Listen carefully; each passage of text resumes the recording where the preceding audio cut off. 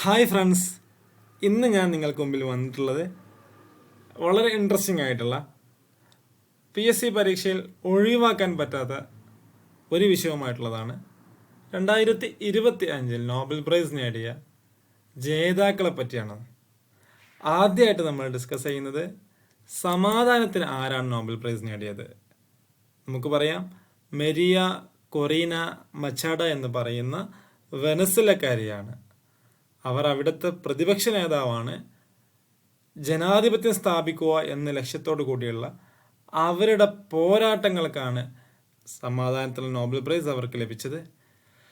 രണ്ടാമതായിട്ട് സാഹിത്യത്തിനുള്ള നോബൽ പ്രൈസിന് അർഹനായത് ലാസ്ലോ ക്രിസ്ന ഹോർക്കെ എന്ന് പറയുന്ന ഹംഗറിക്കാരനാണ്.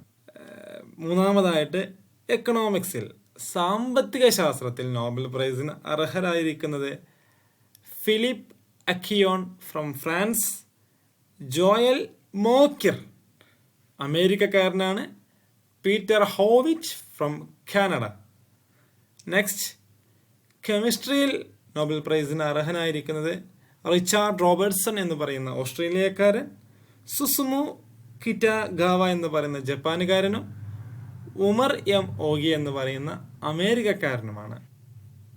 അതിൻ്റെ കൂടെ തന്നെ ഫിസിക്സിൽ നോബൽ പ്രൈസ് നേടിയത്, ഫിസിക്സിൽ നോബൽ പ്രൈസിന് അർഹരായിരിക്കുന്നത് John Clarke from UK, Michel H. Devoret and John M. Martinez.